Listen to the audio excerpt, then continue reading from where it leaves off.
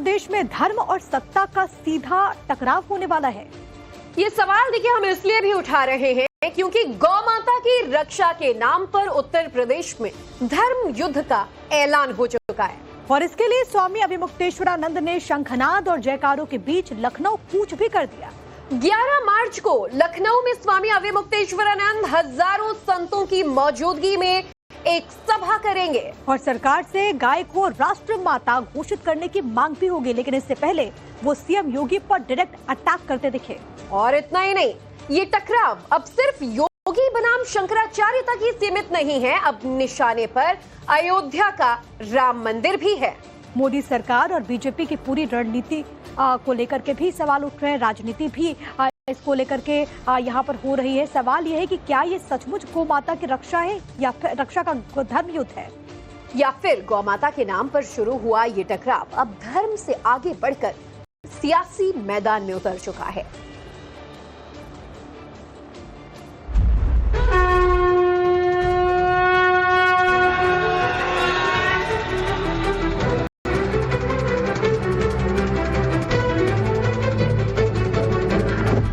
शंकराचार्य नहीं लिख सकता। अभी बताइए कि आप हिंदू हैं कि नहीं? कोई व्यक्ति कपड़े रंगने से संत महंत मंडलेश्वर आचार्य मंडलेश्वर या शंकराचार्य नहीं हो जाता।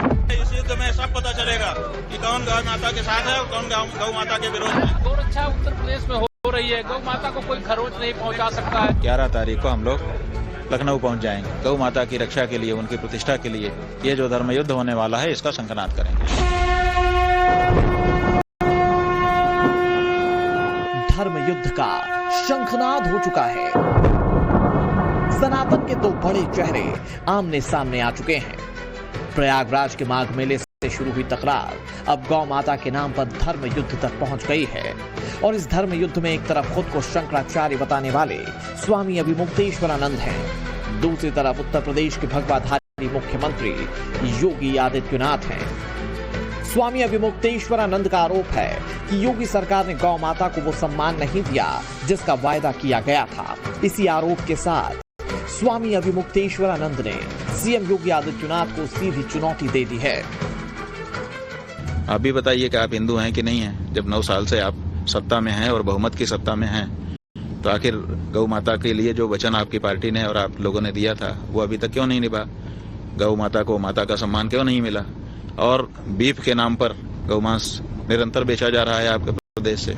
एक तो गौ माता को राज्य माता घोषित करिए और दूसरे बीफ का जो एक्सपोर्ट, मांस का जो व्यापार आप सन्यासी वेश में कर रहे हैं वो आपके वेश के अनुरूप नहीं है, उसको बंद करिए।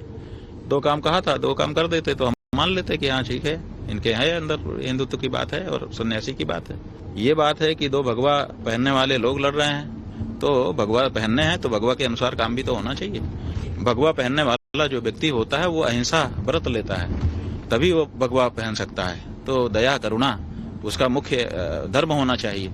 तो वो करोड़ों पशुओं को काट काट करके उसका मांस बेच करके पैसा कमा रहा है मुख्यमंत्री के रूप में, तो कहीं ना कहीं तो भगवा लजा रहा है ना। तो इसीलिए उस भगवे की पवित्रता को और उसके चली आ रही मर्यादा की रक्षा के लिए हमको आवाज उठानी पड़ रही है। स्वामी अभिमुक्तेश्वरानंद का संकल्प है गौ माता की रक्षा का, संकल्प है गौ माता को राज्य माता का दर्जा दिलाने का। लेकिन जिस अंदाज में वो योगी आदित्यनाथ को नॉन स्टॉप टारगेट कर रहे हैं, उससे सवाल ये उठ रहे हैं कि क्या अभिमुक्तेश्वरानंद वर्सेस योगी की लड़ाई पर्सनल हो चुकी है? क्या इसी पर्सनल लड़ाई को धर्म युद्ध का चोला ओढ़ाया जा रहा है? इस सवाल का जवाब खुद स्वामी अभिमुक्तेश्वरानंद ने ही दे दिया, लेकिन वो जवाब आपको दिखाएं उससे पहले सुनिए कि धर्म युद्ध का ऐलान उन्हें क्यों करना पड़ा। दुख की बात है कि हमारे ही देश में, हमारे ही वोट से बनी हमारी ही सरकारों के सामने हमको अपनी ही माता गौ माता को बचाने के लिए आंदोलन करना पड़ता है और यहाँ तक कि धर्म युद्ध की घोषणा करनी पड़ती है।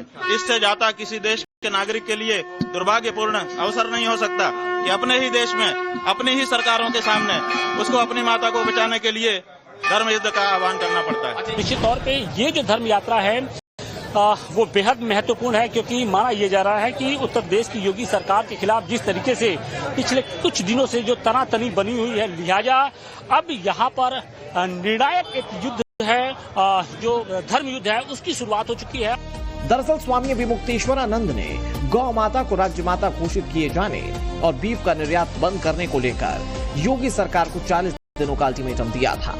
जब अल्टीमेटम खत्म होने को आया तो उन्होंने धर्म युद्ध का ऐलान किया और लखनऊ की ओर कूच कर दिया। लखनऊ गोमती नदी के किनारे बसा हुआ है, गाय वाली नदी के किनारे बसा हुआ है, और उस नदी के किनारे जो सत्ताधीश बैठे हुए हैं वो गाय वाले नहीं बन पा रहे हैं। तो इसलिए उनको इस बात का स्मरण कराने के लिए हम आज गंगा जी से चल करके गोमती की ओर प्रस्थान कर रहे हैं। स्वामी अभिमुक्तेश्वरानंद गौ रक्षा के लिए अब आर पार की लड़ाई का मन बना चुके हैं। दूसरी तरफ उनके धर्म युद्ध के ऐलान पर खुलेआम सवाल उठाए जा रहे हैं। उत्तर प्रदेश के उप मुख्यमंत्री केशव प्रसाद मौर्य का दावा है कि उत्तर प्रदेश में किसी की औकात नहीं जो गौ माता को खरोच भी पहुंचा सके। वहीं बीजेपी सांसद साक्षी महाराज कह रहे हैं कि सिर्फ भगवा वस्त्र पहन लेने से कोई संत या शंकराचार्य नहीं बन जाता। दूसरी तरफ स्वामी अभिमुक्तेश्वरानंद बीजेपी नेताओं की सोच पर सवाल खड़े कर रहे हैं। मैं इतना ही कहूंगा कि उत्तर प्रदेश में किसी गो हत्यारे की औकात नहीं है कि जो गौ माता को खरोंच भी पहुंचाने का काम कर सके। अगर कोई गौ माता को खरोंच पहुंचाने की कोशिश करेगा तो एक गो भक्त के नाते, एक गोरक्षक के नाते हमने बहुत बड़े आंदोलन किए हैं और उन गो हत्यारों को भी मालूम है, गो तस्करों को भी मालूम है कि उत्तर प्रदेश में गाय माने माता है और गाय की रक्षा करना, सुरक्षा करना वह सबकी जिम्मेदारी है। कोई व्यक्ति कपड़े रंगने से संत, महंत, मंडलेश्वर, आचार्य मंडलेश्वर या शंकराचार्य नहीं हो जाता। उसकी परंपरा है, अखाड़ों की परंपरा है।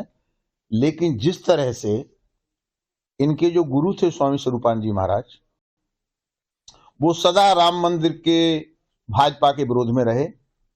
मैं कहूंगा अगर कांग्रेस के पिट्ठू थे तो अतिशयोक्ति नहीं होगी। उन्हीं पदचिन्हों पर ये चल रहे हैं। आप बताइए कि कांग्रेस के विरुद्ध सबसे बड़ा आंदोलन किसने किया? कहना पड़ेगा कि वो अभिमुक्तेश्वरानंद है। नरेंद्र मोदी के जीतने के बाद सबसे बड़ा उत्सव अगर काशी में उनकी विजय का किसी ने किया, वो हमने किया था। लाखों रुपया खर्च करके बहुत बड़ा आयोजन किया था गंगा के किनारे कि मटिया मेट हो गई कांग्रेस की सरकार, क्योंकि गंगा माता को अविरल निर्मल नहीं होने देना चाह रही थी। अब ये आ गए हैं, अब ये करेंगे। तो हमको कितनी बड़ी आशा थी इनसे, और हमने तो कांग्रेस के खिलाफ किया। कांग्रेस के खिलाफ इतना बड़ा आंदोलन करने वाले को आप कह रहे हैं कि वो कांग्रेस के पीछे चलने वाला व्यक्ति है, तो हम आपकी बुद्धि पर ही तरस खाएंगे। तो अब सवाल यही है कि क्या ये सचमुच धर्म की लड़ाई है या फिर सत्ता बनाम संत का नया संग्राम? क्या ये सचमुच गौ माता की रक्षा का आंदोलन है या फिर भगवा बनाम भगवा की सियासी लड़ाई?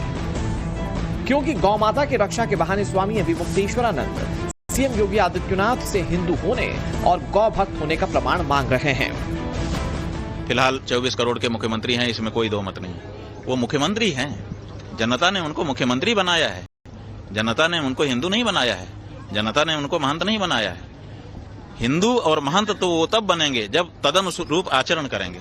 तो इसीलिए उनको आचरण की कसौटी पे हमको कसना पड़ेगा कि इनके हिंदू जैसे आचरण है कि नहीं, महंत जैसे, संत जैसे आचरण है कि नहीं।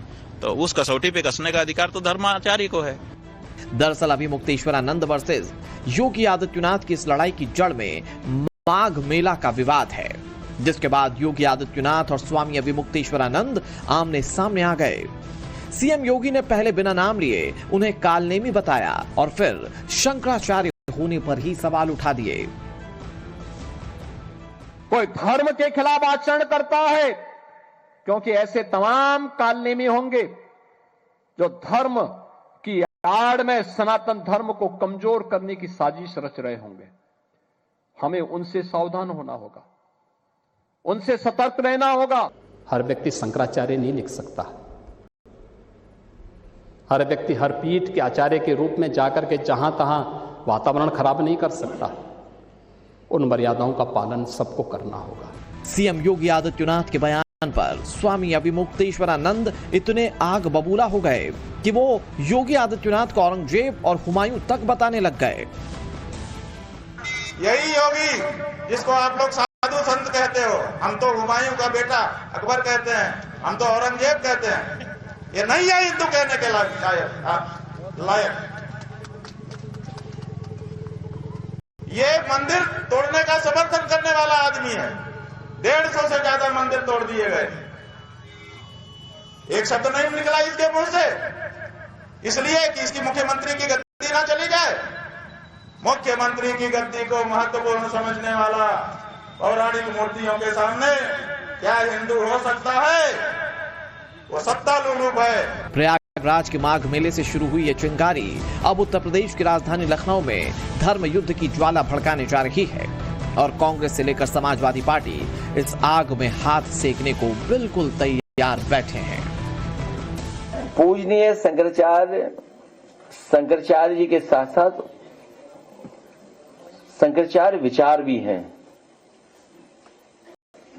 और गाय की सेवा हो ये हम सब चाहते हैं, लेकिन जिस तरीके से उन्हें बदनाम करने के आरोप लगाए हैं पूजनीय शंकराचार्य जी के साथ साथ सनातन को ये बदनाम करना चाहते हैं। सोचिए, भारतीय जनता पार्टी सनातन को बदनाम कर रही है प्रधानमंत्री जी ने, और शंकराचार्य जी हमारी संस्था है सनातन की, उसी को अपमानित कर रहे हैं लोग झूठे मुकदमे लगवा करके। तो गौ माता को निश्चित तौर से जो उन्होंने बात उठाई है राष्ट्रमाता के लिए, हम लोग पूरी तरीके से उनके साथ खड़े हैं, उस यात्रा को पूरा समर्थन करते हैं।